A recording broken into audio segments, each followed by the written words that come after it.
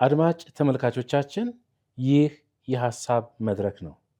የሐሳብ መድረክ በተስፋ ቴሌቪዥን በየሳምንቱ አዳዲስ ሐሳብ ከአዳዲስ እንግዶችና ውይይቶች ጋር ይዞ ወደ እናንተ ይቀርባል። ዛሬ በአዲስ ሐሳብ እንግዳ ጋብዘን ወደ እናንተ መጥተናል። የዛሬው እንግዳዬ ዶክተር እስክንድር ታደሰ ናቸው። ዶክተር እስክንድር ጥሪያችንን አክብረው ወደ ሐሳብ መድረክ ስለመጡ እጅግ አድርጌ አመሰግናለሁ። ተመልካቾች ዛሬ ከዶክተር እስክንድር ታደሰ ጋር የምንወያይበት ርዕስ የአመራር ቀውስና የማንነት ቀውስ የሚል ሐሳብ ነው። ሁለቱንም ሐሳብ ከአመራር ጋር አያይዘን እንወያያለን። ይህን ትልቅ ርዕሰ ጉዳይ ለቤተ ክርስቲያንም ለማህበረሰብም ጠቃሚ የሆነ ርዕስ ከእርስዎ ጋር ለመወያየት እድል ስላገኘው እጅግ አድርጌ አመሰግናለሁ። እኔም አመሰግናለሁ። አንቱ ልበል አንተ ልበል? አንተ ይሻላል። አንተ እያልኩ ልቀጥል። እስካሁንም ሳልቀላቀል አልቀርም። ያው የተለመደ ነው የኔ ነገር። ተመልካቾች ሁልጊዜ ምሕረት እንዳደረጉልኝ ነው። ዶክተር እስክንድር ማን ነው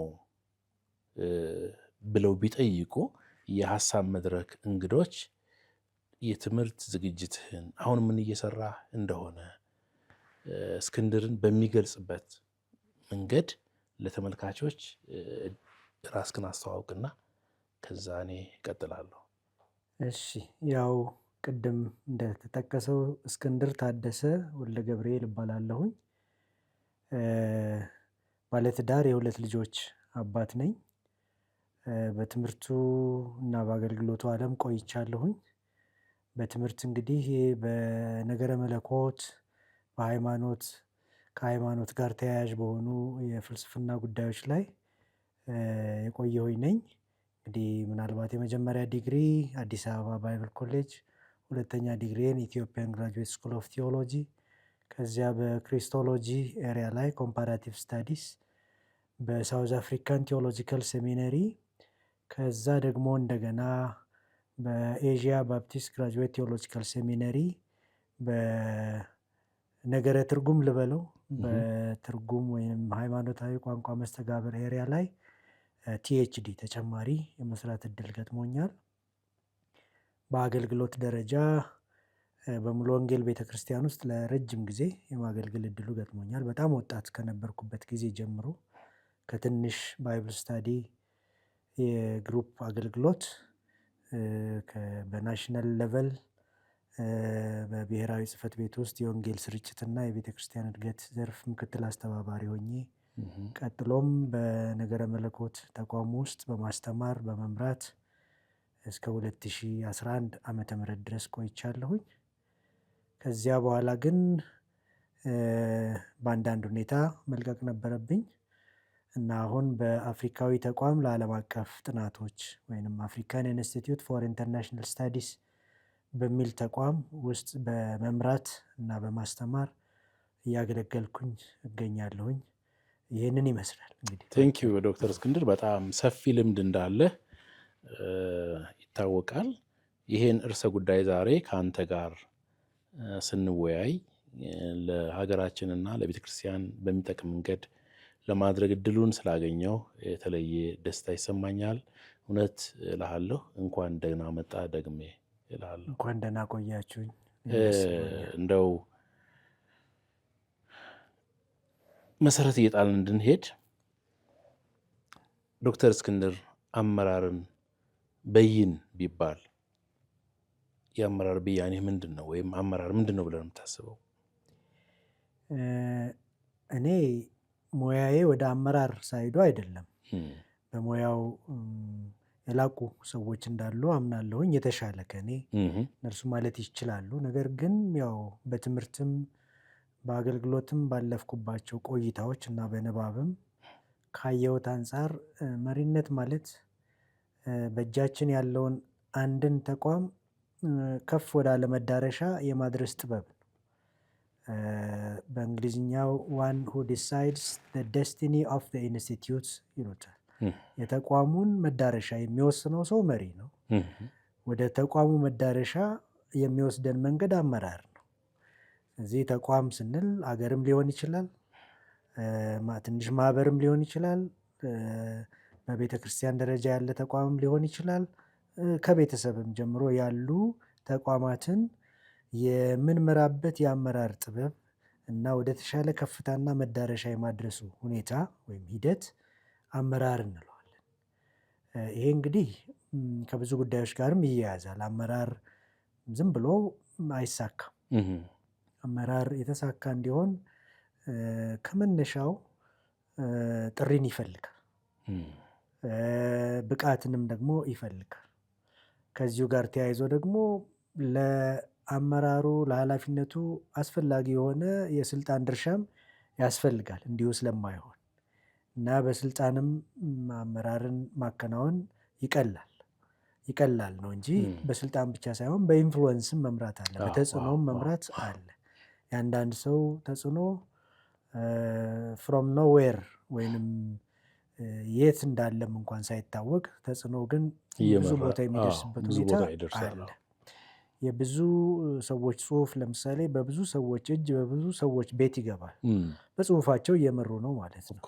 ሰዎች አንድ በጣም የማከብረው ሰው አሁን አመራር ወደ ትምህርት ሄዷል፣ ወደ ጽሁፍ ሄዷል ብሎ የነገረኝን ሁኔታ አልረሳም። ስለዚህ አንድ ሰው በትምህርትም አመራር በማስተማሩም ባለው ኢንፍሉወንስ ባለው ተጽዕኖ መሪ ነው፣ እየመራ ነው። እንደዚሁም ደግሞ በሚጽፍበት ሁኔታም እንደዚሁ መሪ ነው።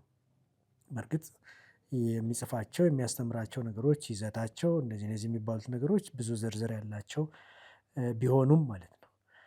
ሌላው ከስልጣንም ከተጽዕኖም ባሻገር ራዕይ የምንለው ወይም ርዕይ የሚሉት ነገርም አለ።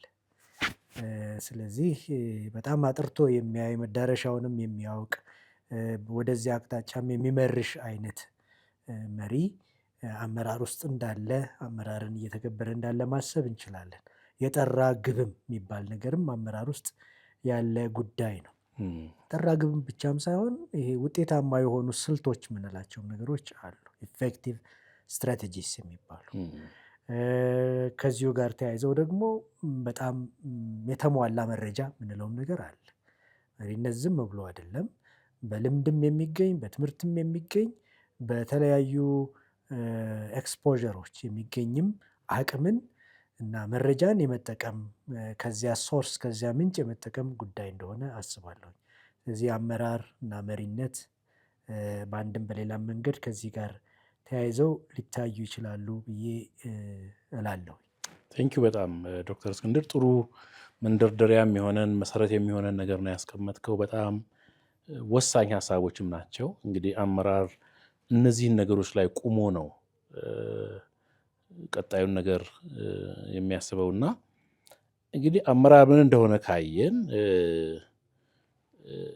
ወደ ውስጥ እየገባን እንሄድ። የአመራር ቀውስ ሲባልስ ምን ማለት ነው?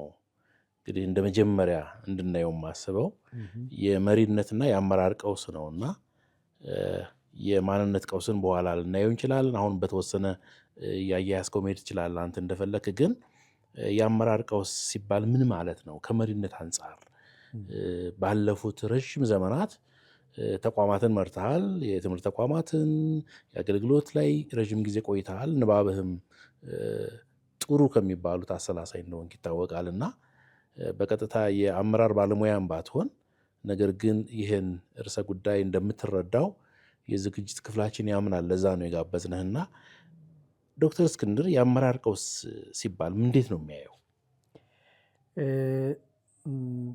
ወደ አመራር ቀውስ የሚያንደረድሩን ጉዳዮች አሉ። ምንድን ናቸው እነሱ? እነዚህን ጉዳዮች አሁን ቀደም ብለን ብናነሳ አንድ ውጤት ማጣት የቀውስ መነሻ ነው። ውጤት አልባ መሆን፣ ውጤት ማጣት ወደ ቀውሱ እንድናመራ ወይም እንዲያመራ ያደርገዋል ተቋሙን ማለት ነው።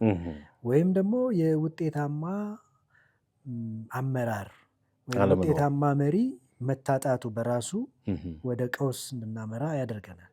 ስለዚህ ውጤታማ መሪ ማን ነው የሚለውን ትንሽ መነካካቱ ይጠቅመን ይሆናል ብዬ አስባለሁ።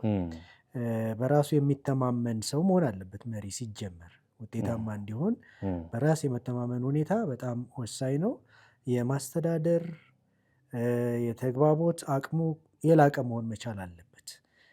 በማንኛውም ደረጃ ካሉት የተቋሙ ባለቤቶች ባለድርሻዎች ጋር ያለው የተግባቦት ሁኔታና የማስተዳደር አቅሙ በጣም ወሳኝ ነው።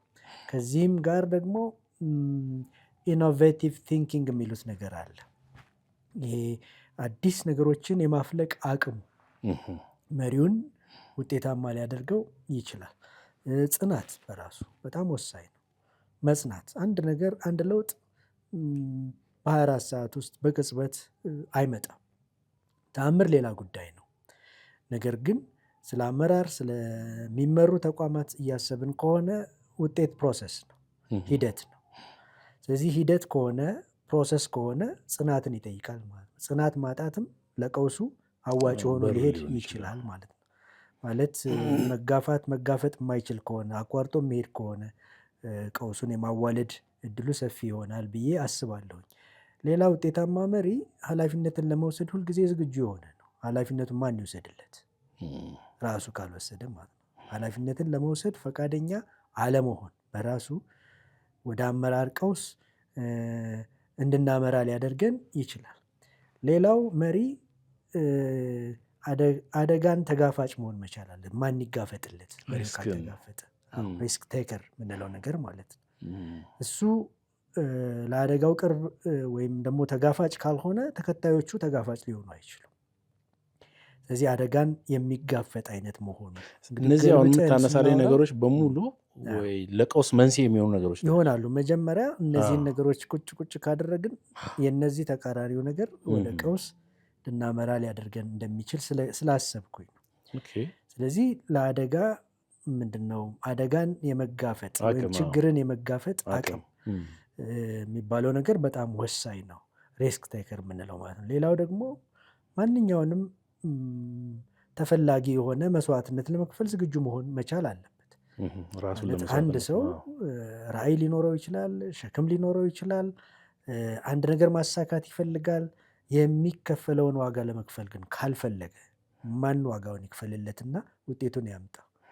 ስለዚህ በመጽሐፍ ቅዱስ ታሪክ እንኳን ብናየው በመጽሐፍ ቅዱስ ውስጥ ተጠቃሽ የሆኑ ሰዎች ከሙሴ ጀምረን ነቢያትን ሁሉ ተሻግረን ጌታችን መድኃኒታችን ኢየሱስ ክርስቶስ አልፎም ደግሞ ሐዋርያቱ ዛሬ ወንጌል ዓለምን የሸፈነና አሸናፊ ተፈላጊ እንዲሆን ያደረጉት መስዋዕትነትን በመክፈል ብቻ ሳይሆን ለመክፈል ዝግጆች ስለነበሩ ራሳቸው ለመስዋዕትነት ዝግጁ ራሳቸው በቃ አሟሟታቸው እንኳን ሳይቀር ተፈጥሯዊ እንዲሆን አይመኙም ነበር።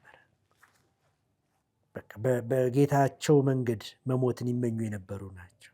በሞቱ እንደመስለው እመኛለሁ ማለት ምን ማለት ነው? የመከራው ተካፋይ እንደሆን እመኛለሁ ማለት፣ ወደ ሙታን ትንሣኤ ልደርስ እመኛለሁ ማለት ምን ማለት ነው? በመስዋዕት እንደሚደረግ ሕይወቴ ይሰዋልና ማለት ምን ማለት ነው? ስለዚህ የነሱ የወንጌል አገልግሎት መስዋዕትነትን የቀላቀለ አደራ ነበረ። የእነርሱ ብቻም አይደለም ግን አነሰም በዛም በየትኛውም ሁኔታ ውስጥ ሀገርንም ቢሆን የምንመራው ተቋምንም ቢሆን የምንመራው መስዋዕትነቱን ለመክፈል የማንፈልግ በጣም በጣም ራስ ተኮር ከሆንን ውጤታማ መሆን አንችልም። ቀውሱ ይከተላል። እንደው በጣም ልብ የሚኮረኩር ነገር ስላነሳ ትንሽ ያዝ ላድርግህና ተጨማሪ ነገር እናንሸራሽር ብዬ ነው። ይሄ ሀሳብ መድረክ ስለሆነ ሀሳቡን እንደዚህ እያገጫጨነው ነው የምንሄደው እርስ በርስና ሁለት ነገሮች ላይ እንደገና የተበለጠ እንድናተኩር ፈለጉ። ሁሉም ቁም ነገሮች ትልቅ ናቸው። የመጀመሪያው የመሪ ውጤታማነት መለኪያ ብለህ የምታስበው ነገር ላይ ምንድን ነው የሚለውን ነገር እንደው በደንብ ተጨማሪ ነገር መስጠት ከቻለ። ሁለተኛ መሪነትን ያለ መስዋዕትነት መፈለግ የዚህ ዘመን መገለጫ አልሆነም ወይ? ምክንያቱም ብዙ መሪዎች መስዋዕትነቱን ሌላ ሰው እንዲከፍለው ነው የሚፈልጉት። እነሱ የመስዋዕትነቱን ቦታ አይፈልጉትም። በዚህ ዘመን መሪዎች አክሊልን እንጂ የሚከፈለውን መስዋዕት አይፈልጉም። ምንድን ነው የዚህ ችግር እንደዚህ ይሆን ነው? አዎ ቅድምም ጠቀስ ለማድረግ የሞከርኩት ነገር የመሪ ውጤታማነት ከመሪው በራስ የመተማመን ሁኔታ ጋር በጣም የተያያዘ ነው። በራስ መተማመን በሌለበት ሁኔታ እውቀት እንኳን ቢኖር ነገሩን ማወቅ እንኳን ቢቻል መረጃው ቢኖር እንኳን በሙያው የሰለጠነ ቢሆን እንኳን ኮንፊደንሱ ከሌለ ውጤታማ መሆን ኮንፊደንስ እንል ያው በራስ መተማመኑ ጉዳይ ማለት ነው። በጤናማ መልኩ ማለት ነው። በጤናማ መልኩ። ከዛ በተረፈ ደግሞ የማስተዳደር እና የተግባቦት አቅም እሱ በጣም ወሳኝ ነው። ላቅ ያለ የኮሚኒኬሽን ችሎታ ያስፈልጋል። አንዳንድ አመራር የብቃት ችግር ላይኖርበት ይችላል። የኮሚኒኬሽን ችግር ይኖርበት ከላይ እስከታች ባለው ትራንዛክሽናል ግንኙነት ማለት ያው አንዳንድ ሰዎች አመራርን ሲቹዌሽናል፣ ትራንዛክሽናል እንደዚህ እያሉ የሚገልጹባቸው ነገሮች አሉ። ስለዚህ ባለው የግንኙነት ሂደት ውስጥ የተግባቦት አቅሙ የላቀ መሆኑ ውጤታማ ያደርገዋል። አለመሆኑ በአንጻሩ ወደ ቀውሱ፣ ወደ ብልሽቱ፣ ወደ አለመረጋጋቱ ነገሮችን ሊገፋ ይችላል ብዬ አስባለሁ። ሌላው መሪነት ማለት ያጠናነውን፣ ያወቅነውን፣ የተረዳነውን፣ ያከማቸውን እውቀት ተግባራዊ የምናደርግበት መደብ ብቻ አይደለም። እሱን ራሱ ተግባራዊ ማድረግ የምንችልበት ኢኖቬቲቭ የሆነ ቲንኪንግ ያስፈልጋል። ይሄ ለውጥን ማዋለድ፣ አዳዲስ ነገሮችን ማየት፣ አዳዲስ ጥበቦችን መጠቀም፣ ይሄ የውጤታማ መሪ ግብአት ነው። ከነዚህ ውጭ መሪው ውጤታማ ሊሆን አይችልም። ቅድም ያልነው ነገርም አለ፣ መጽናት የሚባል ነገር አለ። የኦቨርናይት አሳይንመንት አይደለም፣ በምሽት ጨርሰኑ የምናድረው ጉዳይ አይደለም። ብዙ ተግዳሮቶች ሊኖሩ ይችላሉ። መቋቋም፣ መሻገር ያስፈልጋል። መጽናት የሚባል ነገር ያስፈልጋል። ያንን መዳረሻ እስከምንደርስበት ድረስ፣ ያንን ከፍታ እስከምንረግጠው ድረስ፣ ያንን ራዕይ እስከምናሳካ ድረስ መጽናት የሚባለው ነገር በጣም አስፈላጊ ነው። ለውጥ ከጽናት ጋር ነው አብሮ የሚመጣው። ይሄ አንዱ ሆኖ ሁለተኛው ጥያቄ ከዚሁ ጋር ያስክልኝ አይ ቲንክ አሁን ያለው ሁኔታ መስዋዕትነትን መክፈል የሚፈልግ አለ ወይ ነው ጥያቄው። የለም ብዬ ከምደመድም ነበሩን ብዙ መስዋዕትነት እየከፈሉ ለእኛ ሁኔታውን ሁሉ ያተረፉልን ብዙ የምናመሰግናቸው ሰዎች አሉ። አሁንም በሕይወት ያሉ አሉ፣ በሕይወትም የሌሉ ሰዎች አሉ። በሀገርም ደረጃ፣ በመንግስትም አሰራር ደረጃ፣ በቤተ ክርስቲያንም አሰራር ደረጃ መስዋዕትነቱን እየከፈሉ የመጡ ሰዎች ያንኑ የጳውሎስን ሞዴል፣ ያንኑ የክርስቶስን ሞዴል፣ የክሮስ ሞዴሉን፣ ያንኑ የእነ ሙሴን ሞዴል፣ ሙሴ የቧጠጠውን ተራራ እስቲ እናስበው። በዚህ በኩል ህዝቡ ምን ያህል ያስጨንቀው እንደነበረ፣ በዚህ በኩል ተፈጥሮ እንዴት ትገዳደረው እንደነበረ፣ ተፈጥሮን ደግሞ ለማሸነፍ በጽናት ወደ እግዚአብሔር እንዴት መጮህ እንደነበረበት፣ እናም ደግሞ እግዚአብሔር በተአምራትም ሲገለጥለት እንደነበረ እና በዚህ በኩል ደግሞ አስቸጋሪ ነው ማለት ባሮችን መምራት። ያው ይመራቸው የነበሩት ሰዎች ባርነት እንጂ ሌላ ዓለምን አያውቁም። ሌላ ዓለምን ነፃነትን አልቀመሱም። አዎ ከዛ የመጡትን ሰዎች እሱ ወዳየው ነገር ለማድረስ የነበረበት ተግዳሮት ቀላል አልነበር። ግን ሙሴም ሆነ ሌሎች በመጽሐፍ ቅዱስ የሚጠቀሱ ክርስቶስ ኢየሱስን ጌታችንን ጨምሮ ሐዋርያትን ጨምሮ መዳረሻቸውን ስለሚያውቁ ብቻ ሳይሆን ያ መዳረሻ ሊደረስ የሚችለው ግልጽ በሆነ ስልት እኛ አሁን በምንለው በጣም ሶፊስቲኬትድ ሲስተማቲክ ላይሆን ይችላል። ነገር ግን በእያንዳንዱ ምዕራፍ ላይ እንዴት መረገጥ እንደሚቻል ስትራቴጂካሊ ያስቡ ነበር። ስለዚህ ክሊር ስትራቴጂ በጣም ወሳኝ ነው ለውጤታማነት ማለት ነው። ስለዚህ እነዚህን ነገሮች ጨማምረን ያው ሁኔታዎችንም መጠቀም በጣም አስፈላጊ ነው። አሁን አንዳንድ ሰው እድለኛ ነው፣ እድልን መጠቀም ደግሞ ይችላል። አንዳንዱ ሰው ደግሞ እድለኛ ነው ግን እድሉን አይጠቀምም። አንዳንዱ ሰው በጣም ስማርት ነው። እኔ ራሴን ሳየው ስማርት እንዳልሆንኩኝ እገመግማለሁ ራሴን። እድል ግን አያመልጠኝ። ሲቹዌሽናል ሊደርሺፕ የሚለውም ከዚህ ጋር በተያያዘ ሊተነተን ይችላል። ሀብቶች ምንላቸዋል ውጤታማ እንድንሆን አንድ ሰው ብቻውን ሮጦ ውጤታማ ይሆን አይደለ እንደ ኃይልን ማስተባበር ነው። በዙሪያ ያሉ አቅሞችን ማደራጀት መቻል ነው መሪነት ማለት። የሚያስፈልገውን ሰው በጊዜው መሸለም ያስፈልጋል። ያ የሚረዳውን ሰው አይደለም። ዲስፕሊን ካስፈለገም ዲስፕሊን ማድረግ ያስፈልጋል። እነዚህ ነገሮች ከመሪነት ጋር ተያይዘው ለውጤታማነት የሚረዱ ጉዳዮች ናቸው። ከዛ ባሻገር ደግሞ ውጤታማ መሪ ትራንስፎርሜሽናል ሊደር ነው። ለውጥን የሚያዋልድ ነው። ለውጥን የሚያዋልድ ካልሆነ የአመራር ነገሩ ይጎድለዋል ማለት እንችላለን፣ ወይም አይደለም ማለት እንችላለን። ይሄን ቃል 2 ጊዜ ስለተጠቀምከው ደስ ብሎኛል። ቅድም አንስተህልኛል ለውጥን ማዋለድ ጉዳይና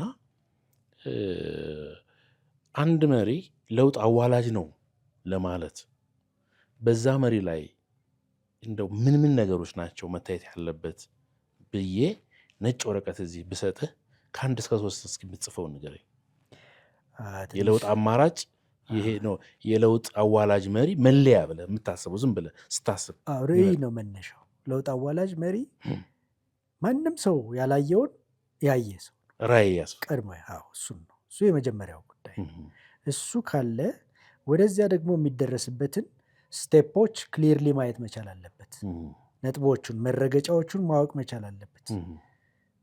ይሄ በጣም ወሳኝ ነው። ከዚያ ደግሞ እነዚያን በየዕለቱ የሚገጥሙትን ተግዳሮቶች በሙሉ መቋቋም የሚችልበትን አቅም እየገነባ መሄድ መቻል አለበት። ስራውን ጠንቅቆ ማወቅ አለበት። ጠንቅቆ በቃ ይሄ በ5 ዓመት ውስጥ በ10 ዓመት ውስጥ በ30 ዓመት ውስጥ እደርስበታለሁ ብዬ የማስበው ራዕይ ነው ብሎ ካለ በ30 ዓመት ውስጥ ደግሞ 30 ወር አለ ወይም ከዚያ በላይ ወሮች አሉ። የወር ኃላፊነቴ ምንድን ነው? በየወሩ ምን አሳካለሁኝ? ስራውን ጠንቅቆ ማወቅ አለበት ብለን ስንል ይህንን ማለታችን ነው። በወር ካልን ደግሞ በየቀኑም ደግሞ ምን ያህል እነዚያን ነገሮች ለማሳካት ኮሚትመንት ይጠይቀዋል ማለት ነው። ስለዚህ ምናልባት 1 2 3 ብዬ ላላስቀምጠው እችላለሁ፣ ኦልሞስት ከ5 በላይ ላላስቀምጠው እችላለሁ እንጂ ራዕይ መነሻው ነው። ስትራቴጂ አብሮት ያለ ጉዳይ ነው። ጎል አብሮት ያለ ጉዳይ ነው። ክላሪቲ አብሮት ያለ ጉዳይ ነው። እነዚህ ነገሮች በሙሉ የጠየቀኝን ጥያቄ ከሞላ ጎደል ሊዳስሱ ይችላል። በደንብ አግኝተዋል፣ ሀሳቡን ነክተዋል። አንድ ነገር አንስቼልህ ከዚህ ቶሎ ልውጣ። እኔ በተፈጥሮ የድግግሞች ነገር በጣም ያስጠላኛል። አላቅም፣ ሌላም ሰው እንደዚህ አይነት ስሜት ሊኖረው ይችላል። ግን ይሄን ከለውጥ አዋላጅነት አንጻር ላንሳልህ። ብዙ ጊዜ ቤተክርስቲያን ላይ ወይም በተቋም ውስጥ አሰልቺ የሆነ ድግግሞሽ አያለው። በተለይ በመንፈሳዊ ተቋማት ላይ ሰዎች ደግሞ ለውጥ ይፈልጋሉ። ከፊት ያሉ ሰዎች ደግሞ ለውጥ አዋላጅ አይደሉም። ስለዚህ ፍትጊያ ይኖራል፣ ኮንፍሊክት ይኖራል፣ ግጭት ይኖራል። በዚህ ዘመን የለውጥ አዋላጆች ቁጥር አነሰ ወይስ ቦታ አላገኙም ወይስ አልሰማናቸውም? ለምንድን ነው ሽክርክሮች ውስጥ ያለ ነው? በጣም አድካሚ በሚመስል እኔ ልሳሳት እችላለሁ፣ ግን መብቴ ስለሆነ መሳሳት አለመሳሳት ምንም ጋራንቲ የለኝም። እና የኢትዮጵያን ቤተክርስቲያን ሳስብ ቃዲስ ነው የሚመጣልኝ። አይ ቲንክ ድሮ በልጅነት እንደዚህ አይነት ስብከት ሰብኬ ነበር ወይ እሱ አይምሮ የተጽናንቶ እንደሆነ አላውቅም። ግን ሳይ ምድር ላይ ያለው ነገር እንደሱ ነው። በቃ ማለት በዋልንበት እንውላለን፣ ባደርንበት እናድራለን፣ በከረምንበት እንከርማለን። በመሪውም በተመሪውም ህዝብ ውስጥ የለውጥ ሽታ አይታይም። ለምንድን ነው የጠፋው? ለውጥ አዋላጆች የሉም ወይስ ለውጥ አዋላጆችን የማይቀበል ማህበረሰብ ተፈጥሯል? የጠቀስካቸው ሁሉ እንደ ችግሮች ናቸው ብለን እንውሰድ። አንደኛ የለውጥ አዋላጆቹ ማነስ ያልከው ጉዳይ ማለት ነው፣ ወይም መጥፋት እንበለው። ስለዚህ እሱ አንዱ ጉዳይ ነው፣ አንዱ ምክንያት ነው የሚሆነው። ሁኔታችንን አካባቢያችንን ስንገመግምና ነገሮች ሁሉ አሰልቺ በሆነ መንገድ በጣም ድግግሞች ሲሆኑ ማለት ነው። አንድ ሰው አንድን ተቋም ላለፉት 20 ዓመታት መርቶ ሊሆን ይችላል፣ ወይ 30 ዓመታት መርቶ ሊሆን ይችላል፣ ወይም 40 ዓመታት መርቶ ሊሆን ይችላል። ዝም ብዬ አንዳንድ ተቋማትን እያሰብኩ ነው የማወራው፣ ይሄኛውን ያኛውን ሳልል ማለት ነው። ማለትም አይገባም። እና በሚመራው ተቋም ውስጥ ሁል ጊዜ አንድን ነገር የሚደጋግም ከሆነ ማለት ነው፣ የተነሳበትን ነገር ብቻ እያወራ ታሪክ ውስጥ ራሱን ሸፍኖ ደብቆ የሚቀመጥ ከሆነ ባለድርሻዎቹ መሰራቸት ውስጥ ይገባሉ። አዳዲስ ነገር ማፍለቅ አልቻለም። ቅድም ያልነው ለውጥ አዋላጅነት አይታይበትም። አንደኛ አዳዲስ ነገሮችን የማፍለቅ አቅሙ አንሷል። በብዙ ምክንያት ሊሆን ይችላል። ይሄ ምክንያቱ ሁሌ ተማሪም ስላልሆነ ሊሆን ይችላል። የኤክስፖዠር እጦት ሊሆን ይችላል። አንዳንድ ጊዜ መነሻው ላይ ጥሩ ሊሆን ይችላል፣ ሲጀምር ምስረታው ላይ ጥሩ ሊሆን ይችላል። እርሱ በከፈለው ዋጋ ሊሆን ይችላል ተቋሙ የተወለደው ኢቭን አድጎም እዚህ የደረሰው። ነገር ግን ሁሌ ተማሪ መሆን ወሳኝ ነው። ሁሌ ተማሪ በየትኛውም መንገድ ማለት። ሰሞኑንም አንድ እንደዚሁ አይነት ኢንተርቪው ነበረኝ፣ በዚህ ርዕስ ባይሆንም ግን ይሄን ሀሳብ አንስተነው ነበር እዚያም ላይ። ስለዚህ አንድ ወዳጄ በአንድ ወቅት የግራጁዌት ሌቨል ፕሮግራም ውስጥ ነበርንና እኔ ጨረስኩኝ ትንሽ ቀደም ብዬው። አንድ ተቋም ውስጥ አብረን ነበርንና እሱ ደግሞ ለመጨረስ ትንሽ ምዕራፎች ይቀሩት ነበረ እና አሁን ጨረስክ አለኝ። ያው ተደንቆም ማለት ነው። በተቋም ውስጥ በዚያ ደረጃ መማር እንደ ብርቅ ነገር ነበር በዛ ሰዓት። አሁን በጣም ብዙ ሰዎች አሉ በዛ ማዕረግ የጨረሱ። ነገር ግን በዛ ሰዓት እንደ ብርቅ ነገር ስለነበረ እድሜም ልጅ ነው በዛ ሰዓት ተደንቆ አሁን ጨረስክ በቃ ትልቁ ከፍታ ላይ ነህ አይነት ነገር ነው። ስለዚህ በሮችም ይከፈታሉ፣ ከዚህ በኋላ ሪላክስ አድርገህ መኖር አይነት ነገር አለ። ብቻ አይ አልጨረስኩም አልኩት። ሁል ጊዜ ማገልገል፣ ሁል ጊዜ መማር ነው የምፈልገው አልኩት። እንደውም አንድ ሰው የመከረኝን ምክር አይምሮዬ ውስጥ ይዤ ነበር። ያም ምክር ምንድን ነው? ትንሽ ማገልገል ብዙ መማር የሚል። ትንሽ ማገልገል ብዙ መማር የሚል ምክር ነው የመከረኝ። ማለት እሱ ለመምከርም ብሎ አይደለም፣ ብቻ በጨዋታ መካከል ነው የተናገረው። እኔ ግን እንደ ምክር ወስጃታለሁ፣ ሰምቻታለሁ። በህይወቴ ዘመንም ለሌሎችም ሰዎች መርህ አድርገህ ይዤዋለሁ። ስለዚህ አሁንም በመማር እቀጥላለሁ፣ ከዛም ደግሞ በማገልገል እቀጥላለሁ። ብዙ ጊዜ እኛ ሀገር በቤተ ክርስቲያን ነው አሁን የማወራው። እኛ ሀገር በቤተ ክርስቲያን ደረጃ አባቶቻችን ወይም ቀድመውን ወደ መስኩ የተሰማሩ ሰዎች ብዙ የማገልገል ሸክሙ ወድቆባቸው ብዙ የመማር እድሉ አልነበረባቸው። አሁን እነሱ እንደ ጥፋት አይደለም የማወራው፣ ብዙ ለመማር እድሉ አልነበራቸውም። ማለት በደርግ ሲስተም ውስጥ የነበረች ቤተክርስቲያን ብለን እናስብ እና በዛ ጊዜ አይደለምና ለሚያገለግሉ ሰዎች ለማንኛውም ትውልድ እንኳን ወደሚቀጥለው የመማሪያ ተቋማት የመግባት እድሉ ዝግ ነበር። ጥቂት ፐርሰንት እንዲያልፍ ነው የሚፈቀደው። አሁንም እሱ አይነት ህመሞች ይታያሉ እዚህ በዛም። አንዳንዴ ትውልዱን ተስፋ የሚያስቆርጡ አይነት አሰራሮች ያሉ ይመስለኛል። ልጆቻችን በዚህ ሰዓት ሃይስኩል ሲማሩ ብርሃን እያዩ ይማራሉ ወይ? ጥያቄ አለኝ። ተስፋ እያዩ ይማራሉ ወይ? ጥያቄ አለኝ። ነገሮች በሙሉ እየጠበቡ የመጡበት ሁኔታ፣ ምክንያቱ ብዙ ሊሆን ይችላል። ጥራት ምናምን የሚባሉ ጨዋታዎች፣ ግን እሱ ብቻ አይመስለኝም። ለማንኛውም እነዚያ ቅድም ያነሳናቸው ቀዳሚ መሪዎቻችን፣ አገልጋዮቻችን ብዙ የማገልገል ሸክሙ ነበረባቸው፣ ግን ደግሞ ትንሽ የመማር እድሉ ነበራቸው፣ ወይም ምንም አልነበራቸው። ሁሌ ተማሪ ለመሆን እድሉ አልነበራቸውም ማለት ነው። ስለዚህ ሁሌ ተማሪነት በጣም ወሳኝ ነው። ለወንድም የሚነገርኩት እሱን ነው። አሁንም ትፈልጋለህ መማር አይነት ነገር ነው። ከዛ በኋላም ተጨማሪ ጊዜ እንደዚሁ የሆነ ጊዜ ደግሞ ወጣ ብዬ ከሀገር ተምሬ መጣሁ። ከዛ በኋላ እዚህ ከመጣሁ በኋላ ዲግሪው ደረሰኝ ምናምን ነገር። ትምህርት ቤት ውስጥ ተቋሙ ውስጥ ትንሽ እንደ ምንድነው እንደ በዓል ቢጤ ነገር ትንሽ አዘጋጁ ማለት እንኳን ደስ ያለ ለማለት ማለት ነው። እና ያው ተናገር ሲሉኝ አሁንም መማር ነው የምፈልገው። እንግዲህ በዛ ሰዓት ምናልባት ከፍተኛ የሚባለውን ሰርቲፊኬት ይዣለሁ፣ ግን ስቲል መማር። እኔ እያልኩ ያለሁት ነገር ምንድን ነው? ሁሌ ተማሪነት ተፈጥሯዊ ነው። አንድ ሰው ቅድም ያነሳ ነው ያንን ተቋም 30-40 ዓመት የመራው ሰው ሁሌ ተማሪ ካልሆነ መደበኛም ባልሆነ መንገድ የግድ መደበኛ መሆን የለበትም። አንዳንድ ቦታ ሄዶ ሰርቲፋይድ መሆን ላይመቸውም ላያስፈልገውም ይችላል። ነገር ግን ሁሌ ተማሪ ከሆነ ሁሌ አዲስ ነገር ይኖረዋል፣ ኢኖቬቲቭ ይሆናል፣ ድግግሞሹ አይኖርም፣ ሁሌ ለውጥ አዋላጅ ይሆናል፣ ሁሌ ተከታዮቹ ከሱ ጋር ይሆናሉ፣ ኮመን ኢንተረስት ይኖራቸዋል፣ የጋራ የሆነ ፍላጎት ይኖራቸዋል። ሁል ጊዜ አዲስ ነገር እያፈለቀ ስለሚመጣ ይከተሉታል፣ ይፈልጉታል። ካልሆነስ መሰላቸት፣ ቅድም ያልከው ድግግሞሽ ይመጣል። አንዳንድ ቦታ ይገርመኛል። አንዳንድ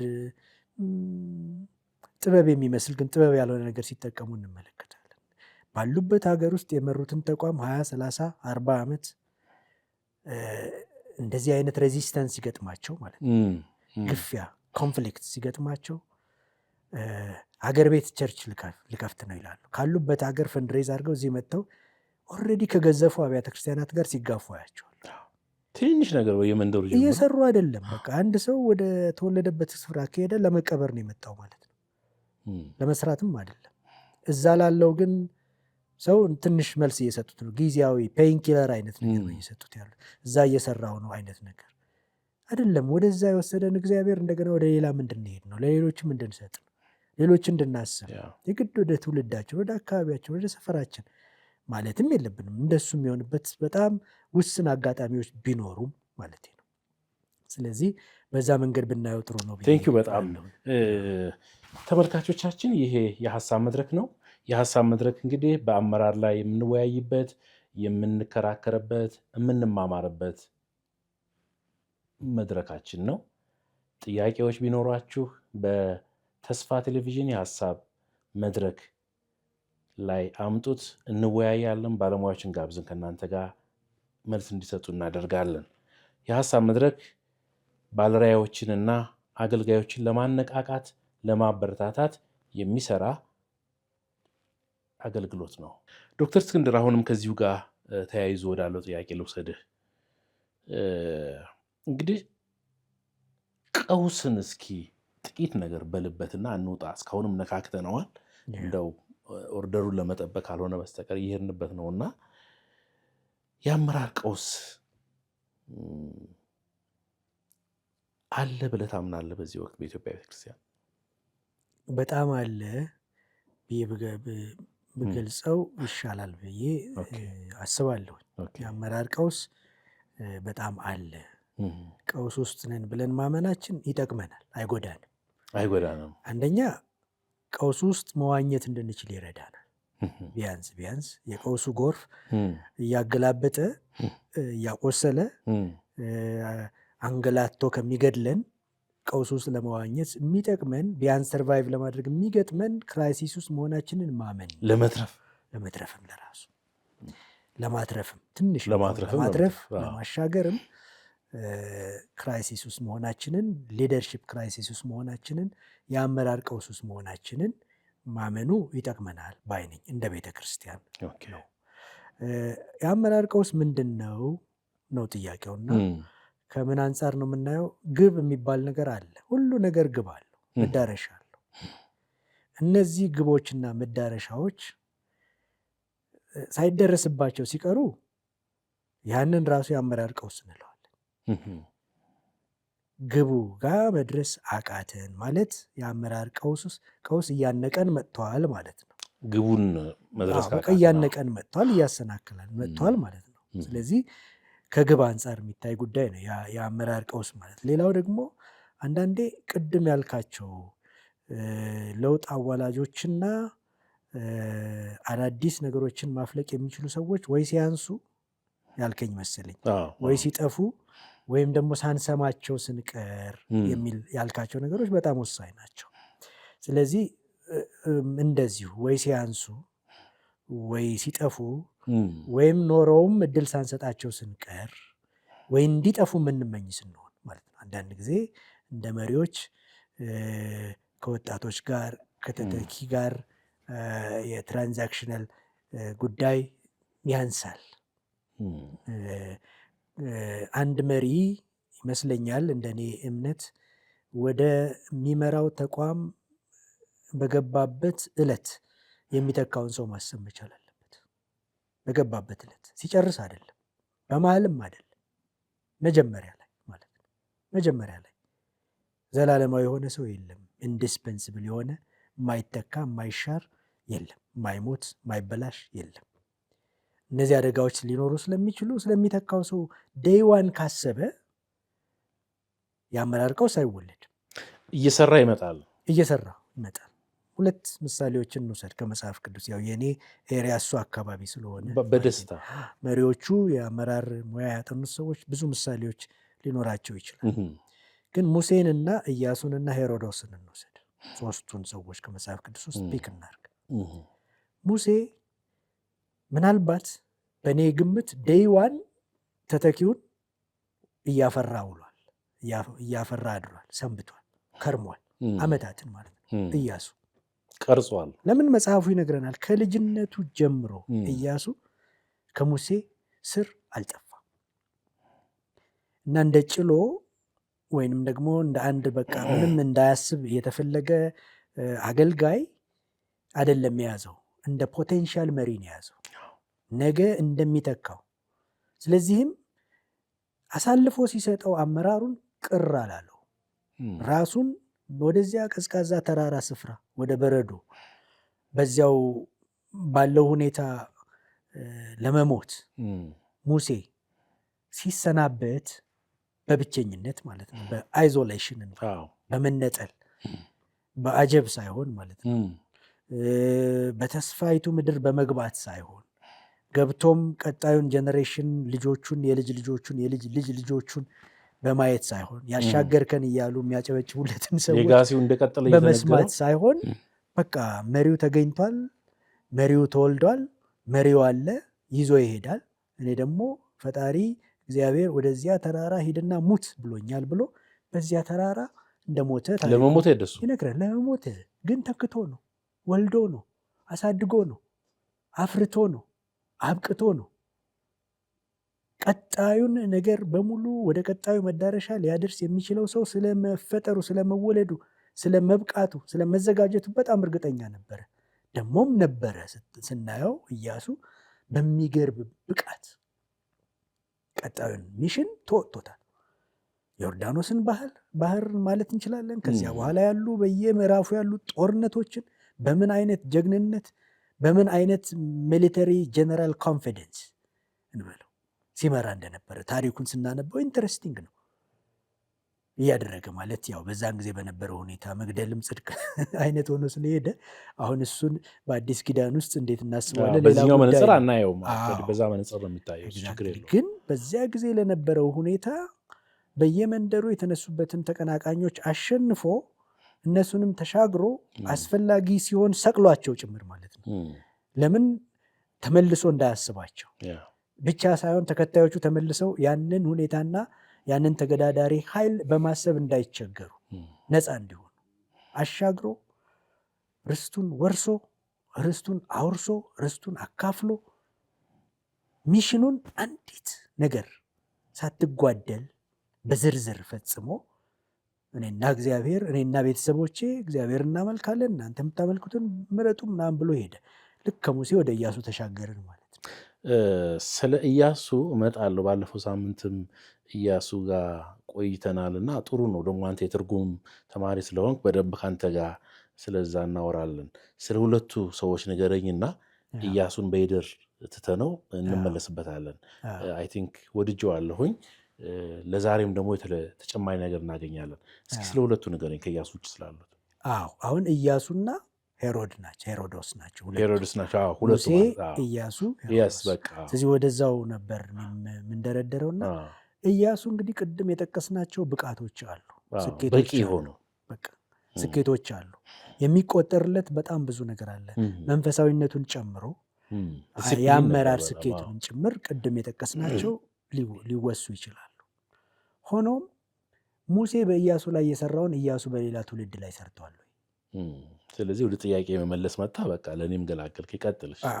በቃ አሁን ዴይ ዋን ሙሴ ቀጥሎ ይተካኛል ብሎ ሰዎችን በማፍራት ስራ ውስጥ አልተጠመደም ነበር የሚል ግምገማ ነው ያለኝ። እስኪ ኢያሱን በሌለበት አናግርልኝ። አንተ የትርጉም ተማሪ ነህ ማለት በሌለበት አናግርልኝ ስልህ ዛሬ ቢኖር መልስ ይሰጠናል። ግን ምንድን ነበር ኢያሱ ላይ የነበረው ከተተኪ ጋር የነበረው አዚም ለምንድን ነው የወደቀበት? ስለ ኢያሱ ስታስብ ሮ የምታስበው እኔ ይመስለኛል ኢያሱ ኦቶክራት ነው። የግድም በዛ ዘመን ኦቶክራት መሆን ያስፈልጋል ብዬ አስባለሁ። ስራውን መፈጸም ነው እሱ እያሰበ ያለው። ያልተሰሩ ያልተፈጸሙ አደራዎች አሉ የሚለው ላይ በጣም ስላተኮረ ሰው ላይ አላተኮረ። ኦቶክራሲ ስንል ኦቶክራትስ በጣም ስራ በመፈጸም ጎበዞች ናቸው። ጨካኞችም ጭምር ናቸው። ስለዚህ ኢያሱ ሙሴ የሰራውን የየዕለት ትውልድ የማፍራት እና የማብቃት ስራው ላይ አልነበረበትም። እንግዲህ እንዳልከው በህይወት ቢኖር የሚሰጠን ምላሽ ምንድን ነው? በህይወት ስንገናኝ ከተጠያየቅን የምናወራው ነገር በሌለበት ስለሱ እናውራ ብዬ ነው። ስለዚህ ጥሩ ሀሳብ ነው። ለማንኛውም ግን በደንብ አድርገን ከሊደርሺፕ አንጻርም ስናየው ከስታይል አንጻርም ስናየው ኢያሱ በጣም ኦቶክራት ነው። ኦቶክራት ሰው አምባገነንም ነው በአንድ በኩል ያው ትርጉሙም እሱ ነው። አምባገነኖች ደግሞ ብዙ ጊዜ የሚረኩት በስራ ነው፣ የሚረኩት በማፍራት አይደለም። ስራውን ከፈጸሙ ይረካሉ። ይህን ተናገርኩኝ፣ ይህን ፈጸምኩኝ ምናምን አይነት ላይ ናቸው እንጂ ስለ ቀጣዩ ዘመን፣ ስለ ቀጣዩ ትውልድ፣ ስለ ማፍራት ጉዳይ ላይ እንዳያስቡ ኦልሬዲ ይሄኛው ታስክ አይምሯቸውን ኮንትሮል አድርጎታል። ስለዚህ ኢያሱ እንደው ልጠቅልልህና ኢያሱ እና ሄሮዶስ ያን ያህል ማመሳሰሉ ተገቢ ላይሆን ይችላል። ሄሮዶስ ንጉሥ ሄሮዶስ ማለት ነው፣ የአዲስ ኪዳኑ አካባቢ ነበረው። ኢያሱ በበጎ ጎኑ ብዙ የሚቆጠርለት ነገር አለ። ሄሮዶስ ምን እንደሚቆጠርለት አላውቅም። ሄሮዶስ ግን የሚወለደውን መሪ መግደል ነበር የፈለገው። አይደለም ትውልድ አይደለም የጨረሰው፣ የተተኪ ጥላት ነበር። በቃ ጌታ ተወልዷል የሚል መረጃ ደረሰው። ቀጣዩ ንጉሥ ተወልዷል በቤተልሔም እንደዚህ በቦታውን ካልተሳሳትኩ። ይህን ሲሰማ ሰብአ ሰገል አይደል ይህን መረጃ የሰጡት። ይህንን ሲሰማ እኔም እንድሰግድለት ንገሩኝ አላቸው። ሊሰግድ ነው ወይስ ምናውቀው ታሪክ ነው? እነርሱ ደግሞ ሳይነግሩት ሄዱ። ያለው አማራጭ ቀጣዩ ንጉሥ ሊመጣ ስለሆነ፣ ቀጣዩ መሪ ስለተወለደ፣ እኔን ሊተካኝ ስለሚችል፣ ስልጣኔን ሊነጥቀኝ ስለሚችል፣ ክብሬንና ጥቅሜን ኃይሌን ሊገዳደር ስለሚችል ማጥፋት ነው።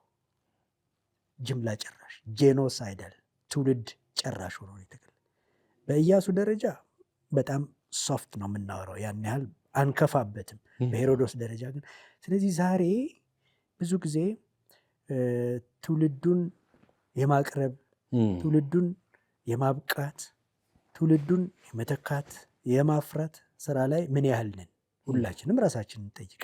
እኔም ባለሁበት በድርሻዬ ልጅ አይደለሁም። ምን ያህል እድሜም ከፍ ብሏል።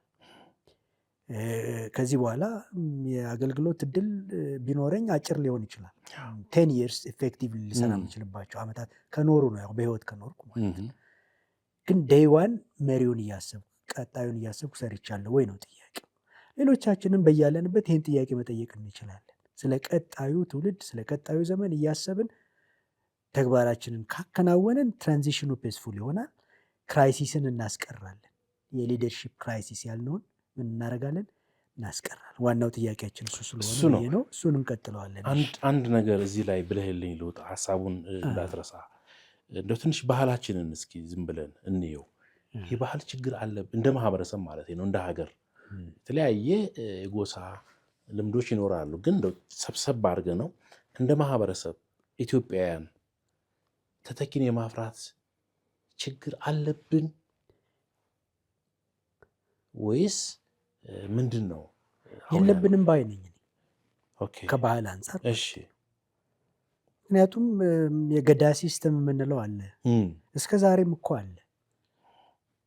ማለት ለሀገሪቱ እንደ ጥበብ እንዲሆን የማፍራት ስራን እንድንሰራ በየካሪክለም ውስጥ የገባ አይነት ኢንተርቴይንመንት እድል ላይኖረው ይችላል። አባሉባ፣ አባገዳ እንዲህ የምንላቸው በሰሜኑም በምዕራቡም በምስራቁም ያሉ በደቡብም ያሉ። ሰሞኑን አንድ ነገር ሰማ ነበረ፣ ወዳጄ ነው እና ወንድሙ ድራይቭ እያደረገ ያለ ወደ ሳውዝ አካባቢ በድንገት አንድ ወጣት ልጅ ይገባበትና በፍጥነት ላይ ስለነበረ ገደለው፣ ገጨው ማለት ነው እና ሞተ። ከዚያ በኋላ ያው እጁን ለማህበረሰቡ ሰጥቷል። የነበረው ሁኔታ ዝርዝሩን አሁን ማንሳት አያስፈልግም።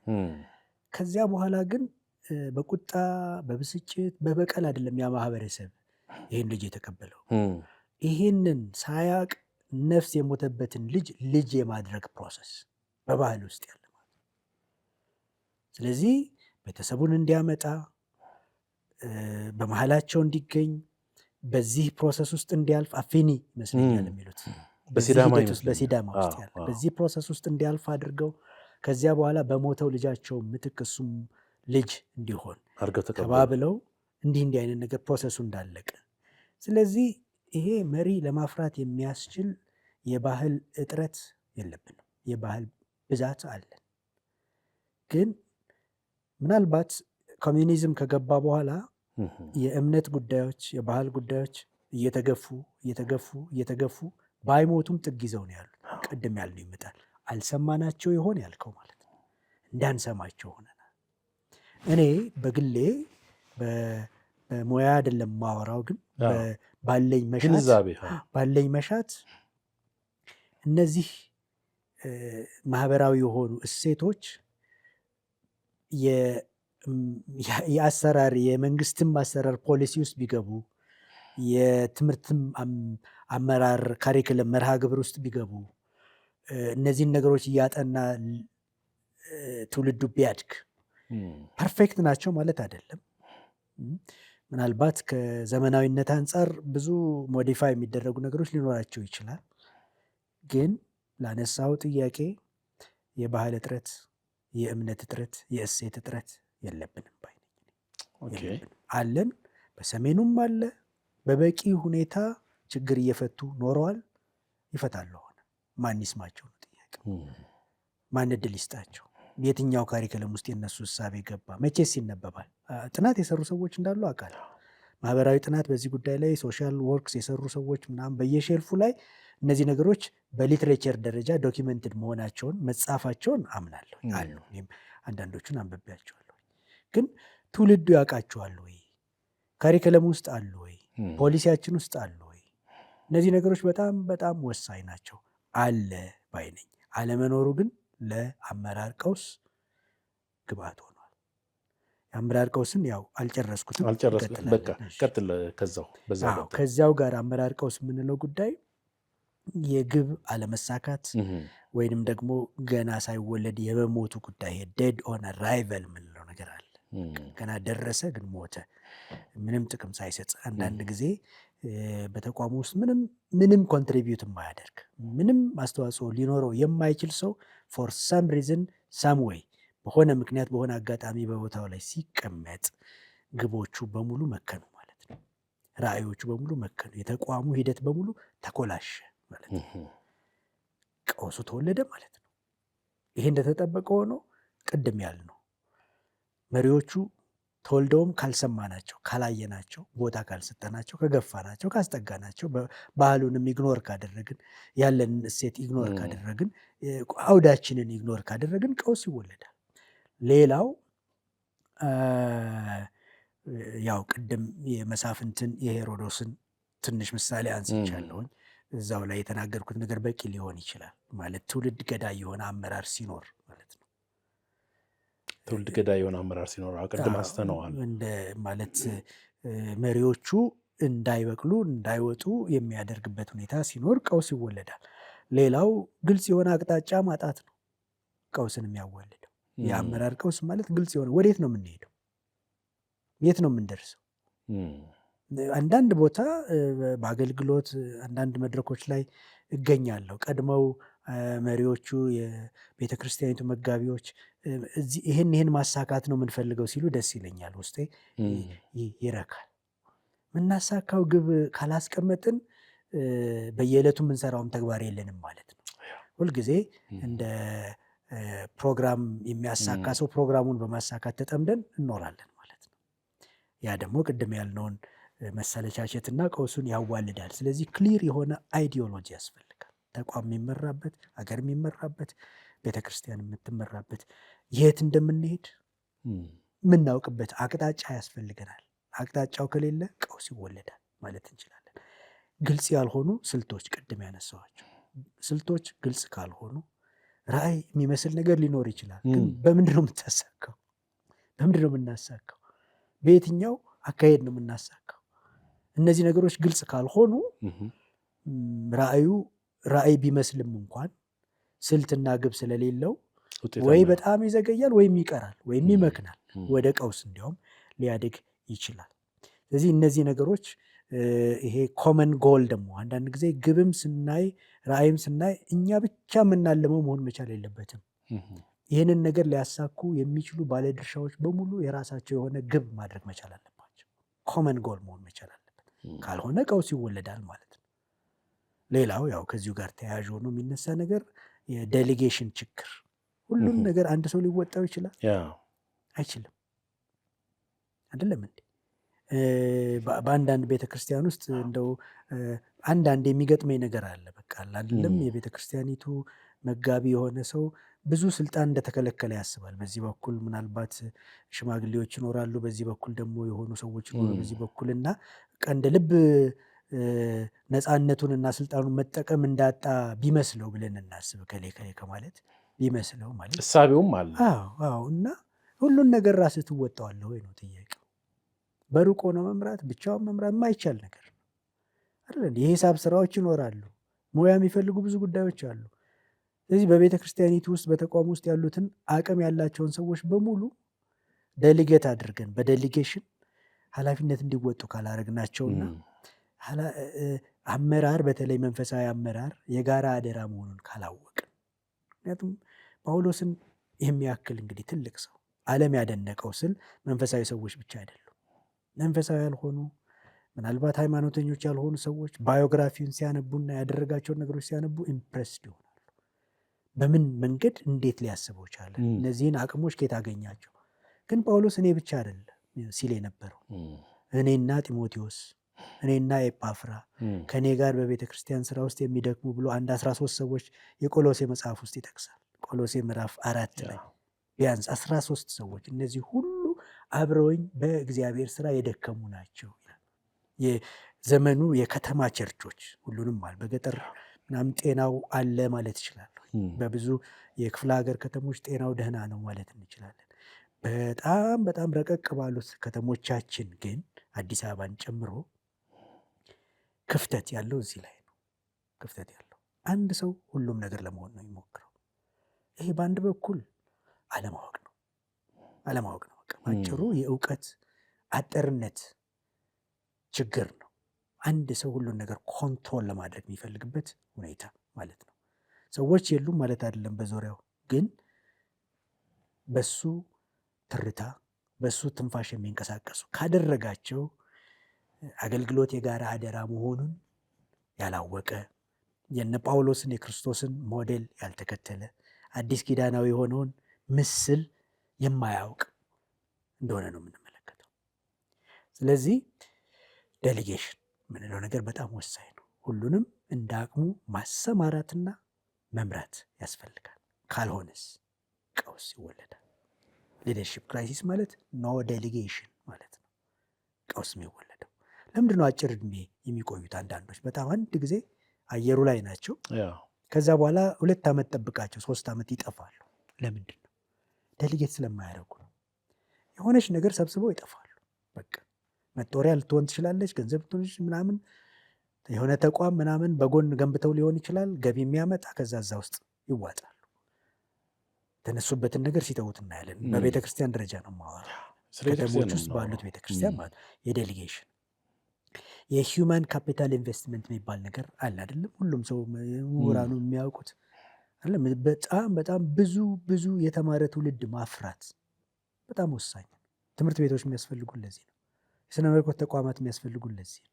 ሴሚናሪዎች የሚያስፈልጉ ለዚህ ነው። ወደ ዩኒቨርሲቲ ቢያድጉ ወደፊት መንግስትም ቸር ሆኖ ዩኒቨርሲቲ መሆን የሚችሉበት ሌሎችንም ዲስፕሊኖች፣ ሌሎችንም ዲፓርትመንቶች፣ ፋከልቲዎች ሁሉ አጠናክረው ትውልድ ሁሉ መማር የሚችልበት፣ ይሄ መግቢያው ላይ ጭንቅ መፍጠር ትርጉም የለውም። የአድሚሽን ላይ ሰዎችን ማሰቃየት፣ ገብተው እንዲበቁ ማድረግ፣ ብዙ የተማረ ትውልድ መፍጠር መቻል አለብን። በሂውማን ካፒታል ላይ ካልተሰራ ቀውስ ይወለዳል። ይሄ በጣም ወሳኝ ነው። ሌላው ይሄ አዳዲስ መሪዎችን የመግደል አይነት ስሜቶችም ቀውሱን ያዋልዳል። ቅድም ብየዋለሁ። ሄሮዶስ ለዚህ ሞዴል ነው። ሌላው ብዙ ጊዜ የስልጣንና የተጠያቂነት ስምረት የምንለው ነገር አለ። አዎ እነዚህ ነገሮች ካልሰመሩ ያለ ተጠያቂነት ኃይል ዋይልድ ነው፣ አጥፊ ነው። እሳት ነው አይደለም። በአግባቡ ከተጠቀምንበት ጠቃሚ ነው። በአግባቡ ካልተጠቀምንበት አጥፊ ነው። ሊደርሺፕም እንደዛው ነው። ፓወር ብቻ ከሆነ በጣም አስቸጋሪ ነው። ለጢሞቴዎስ ሐዋርያው ጳውሎስ የሚመክረው ይሄንን ነው። በጢሞቴዎስ መልእክት ውስጥ እነዚህን ነገሮች በደንብ አድርጎ ሲያስጨብጠው እንመለከታለን። የእኛ አምላክ የኃይል ራስንም የመግዛት ይለዋል። የኃይልና የራስንም የመግዛት መንፈስ እንጂ የፍርሃት መንፈስ አልሰጠንም ይለዋል። ስለዚህ ኃይልና ራስን መግዛት የምትለዋል እንዋሳት እዚህ ጋር። ስለዚህ ፓወር ዊዝ ኖ አካውንታቢሊቲ ጥፋት ነው። ስለዚህ የተጠያቂነት መስመሮች ባሉት ላይ ተጨማሪ ተጠያቂነትን ሙሉ መፍጠር መቻል አለብን። ግን እነዚህ መታረቅ አለባቸው። ካልታረቁ ኢሚዲየትሊ ቀውስ ውስጥ እንገባለን። ሊደርሺፕ ክራይሲስ እንለዋለን። ግን ዶክተር እስክንድር እንደው አሁንም የምናወራው ስለ ኢትዮጵያ ቤተክርስቲያን ነው።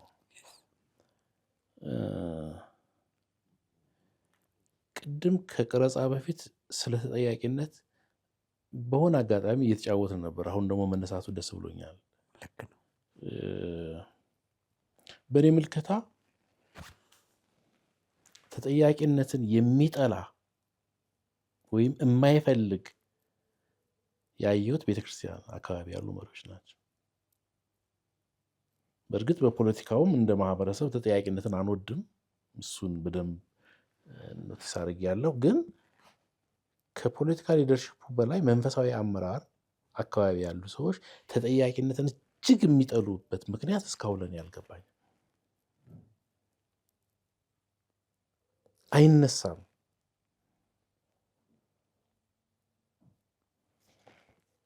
በጣም ብዙ ነገር ላይኖረው ይችላል። እኔ የዛሬ 6 ዓመት አመራርና ተጠያቂነት የሚል መጽሐፍ ጽፌ ነበር። አነስተኛ ኮፒ ነው የታተመው፣ ወደ 4000 ኮፒ አካባቢ ነው የታተመው። ግን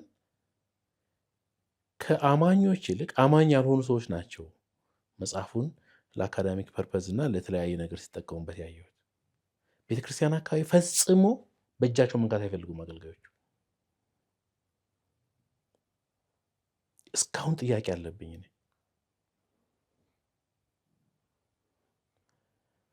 በጣም ጠንካራ ላይሆን ይችላል፣ ግን መጽሐፉ ለአካዳሚክ ፐርፐዝ ይውላል። ዋቢ ያለው ምናምን። አሁን መጽሐፉን ለማስታወቅ ፈልጌ አይደለም። አይ ቲንክ አሁን ትንሽ ኮፒ ነው ያለው እጄ ላይ ራሴ፣ እሱንም አስቀምጬው ነው ለራሴ። ግን ርዕሰ ጉዳዩን አለመፈለጋቸው መሪዎች ግን እስካሁን ጥያቄ አለብኝ። በነፃ ሰጥቻቸው ከፍተው አያዩትም። እሱ መጽሐፍ አለማንበባቸው አለም የሚገርመኝ። ተጠያቂነትን ምንም አይነት ኤክሰርሳይዝ መደረግ አይፈልግም ቤተክርስቲያን ውስጥ። እንደውም ስለ ተጠያቂነት የምታወራ ከሆነ አንተ አድመኛ ነህ፣ አንተ ነገረኛ ነህ፣ አንተ ከሳሽ ነህ፣ እንደ ከሳሽ ነው የሚቆጥሩ። ብሶት አለም የምነግርህ 7-6 ዓመት ኢንፎርማል በደንብ አድርጌ ያየሁትን ነገር ነው የምነግርህ። ምክንያቱን የጥናት ፔፐር ሰርቼ እንትኑን አላገኘውም፣ ግን በቀጥታም በተዘዋዋሪ መንገድም ግን በደንብ አድርጌ ይህም መረዳት ይችላል። የኢትዮጵያ ቤተክርስቲያን ቁልፍ ችግሯ የተጠያቂነት ችግር ነው። ተጠያቂነት ደግሞ በእጇ መንካት አትፈልግም። ለምን ይመስልሃል? ሀሳቤን ከገዛሁ ማለት ነው። ከማንነት ቀውስ ጋርም ተያይዞ በኋላም በሰፊው ሊሄድ የሚችል ርዕስ ነው ብዬ አስባለሁኝ።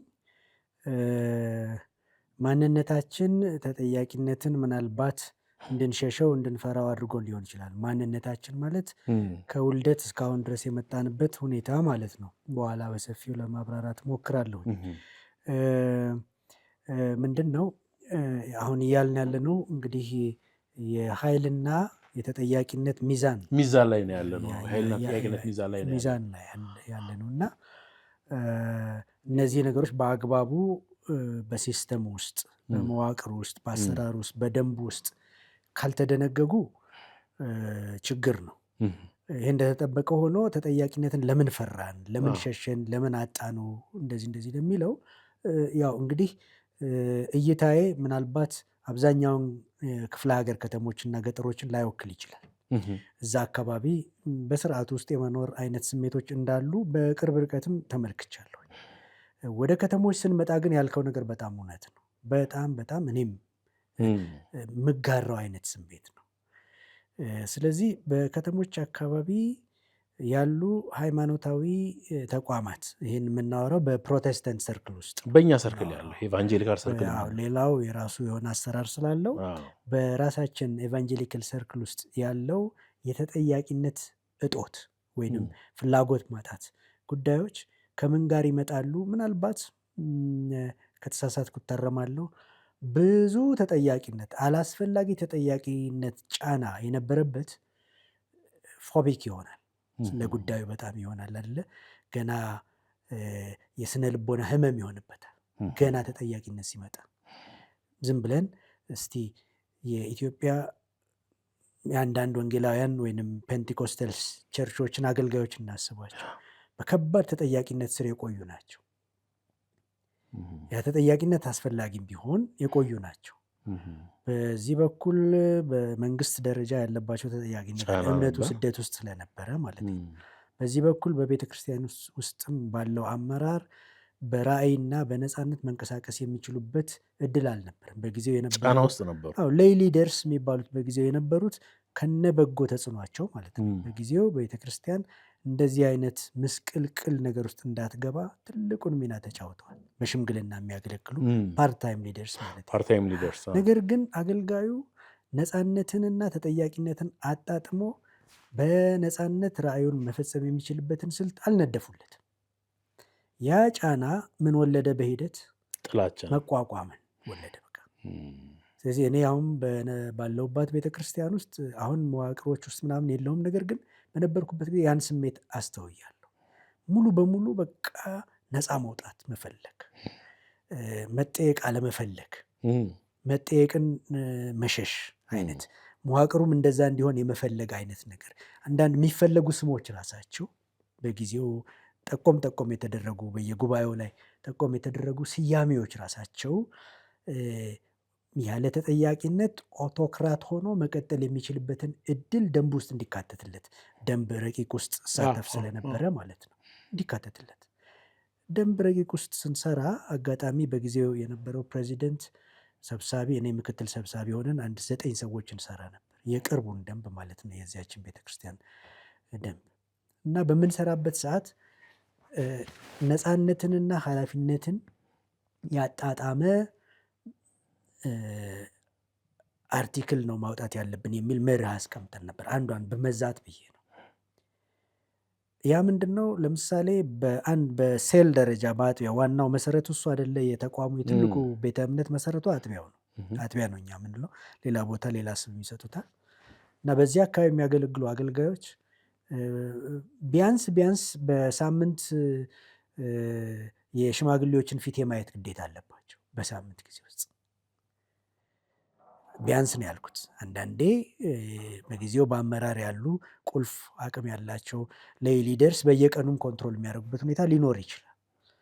ይሄ ተገቢ ሊሆን ይችላል በአንድ መልኩ። ግን በአንድ መልኩ አገልጋዩ በነፃነት አገልግሎቱን እንዳይወጣ ያደርገው ነበር። ስለዚህ ነፃነቱን እና አንድ ሰጀስት ያደረግነው ምንድን ነው? የመሪዎች ጉባኤ ያስፈልጋል፣ የቲም ሊደርሺፕ ያስፈልጋል፣ የጋራ አደራ ነው። እዚህ ላይ አትሊስት ረቂቁ ላይ ተስማምተናል። ነገር ግን ኃላፊነትና ነፃነትን ማጣጣም መቻል አለብን። አገልጋዩ ደግሞ ነፃነት ያስፈልገዋል። በአመራር ውስጥ መሳተፍ አለበት። ተጠያቂነቱን ግን አብሮ መኖር አለበት። ተጠያቂ የሚሆንለት አካል ያስፈልገዋል። እነዚህን ማጣጣም ያስፈልጋል የሚል ነገር ግን ይህንን ነገር ወደ ማጽደቁ ስንመጣ ኢንተርቴይን እንዲደረግም አልተፈለገም ነበር። በጊዜው ሬዚስት የሚያደርጉ ሰዎች ነበሩ። ለምን አረጉ? ስሜታቸውን ልረዳው ስሞክር በከፍተኛ ጫና ውስጥ የቆዩ ናቸው። ነፃነትን የተመኙ ናቸው። ይህ አንዱ ነው። ሌላው ግን ተጠያቂነትን የመሸሽ ጉዳይ ይሄ የግል ኢንተረስትን የግል እንደ መጋቢ በሆን እኔ አይደለሁም፣ ሆኜም አላውቅም፣ ወደፊትም አልሆንም።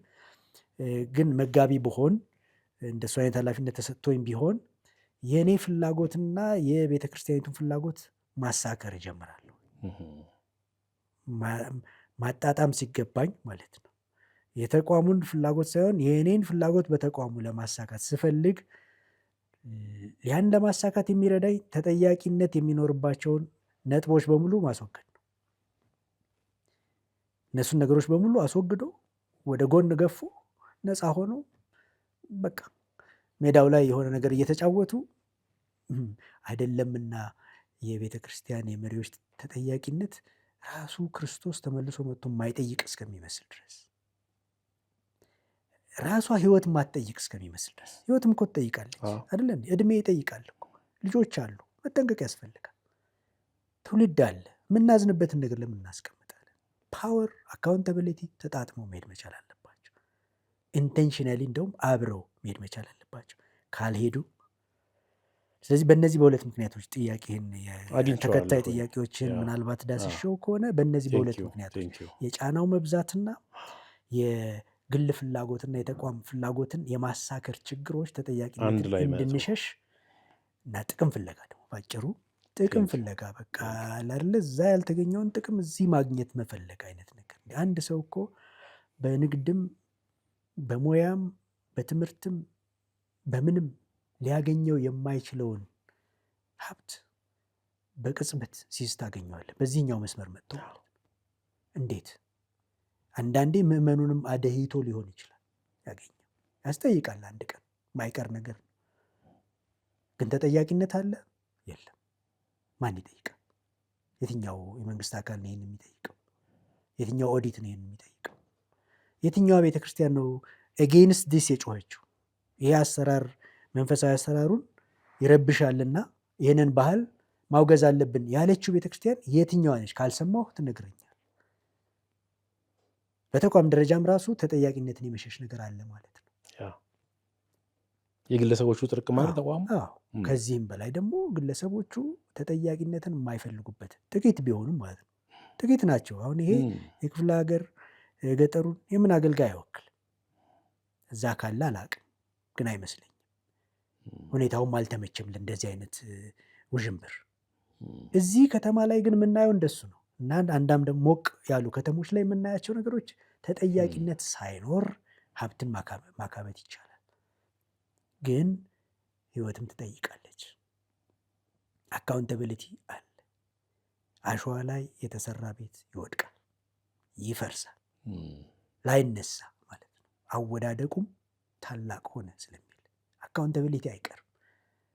የምድሩ መንግስት ባይጠይቅ፣ የምድር ቤተክርስቲያን ባትጠይቅ፣ አባት ባይጠይቅ፣ ሌሎቹም ፈርተው ዝም ቢሉ ህይወት ራሷ ትጠይቃለች። ክርስቶስም በትልቁ ጠይቀ መጨረሻ ላይ እንደምንጠየቅ እንኖር።